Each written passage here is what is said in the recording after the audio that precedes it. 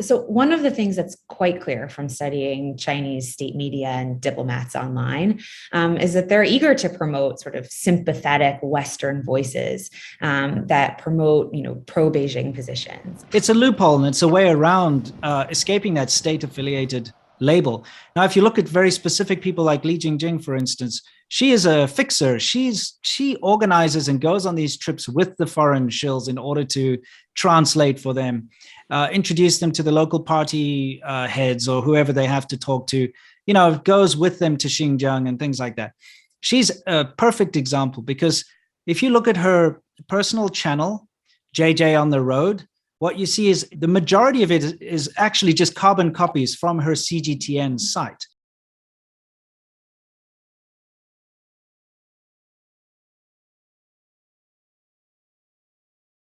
Not only is it incentivized because they're going to get shared out and signal boosted by state media or the Chinese government, but also it's really the only way that you can operate. So you're not going to be able to go and do what Winston and I were doing. You're not going to be able to go around, ride on motorcycles or do whatever you want around to rural China and go have conversations with people unless you have state minders with you, directing the narrative and telling you exactly where you can and can't go. We were contacted, continually contacted even after we left China to do some of this paid propaganda.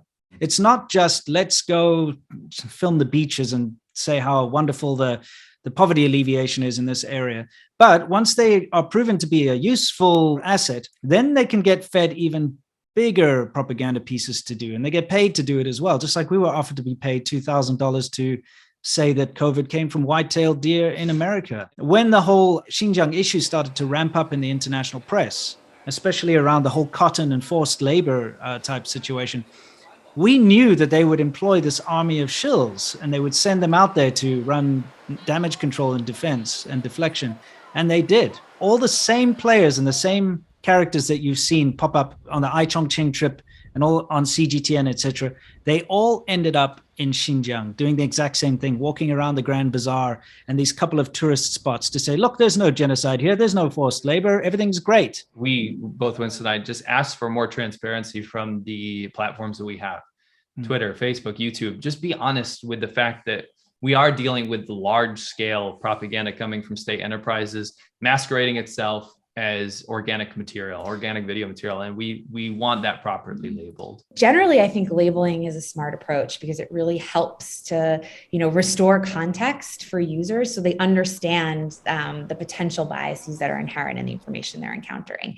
And at the same time, it doesn't require platforms to ban content or to sort of take it down, which I think one of the things that we're trying to do is to maintain and keep safe an open and vibrant, pluralistic information environment.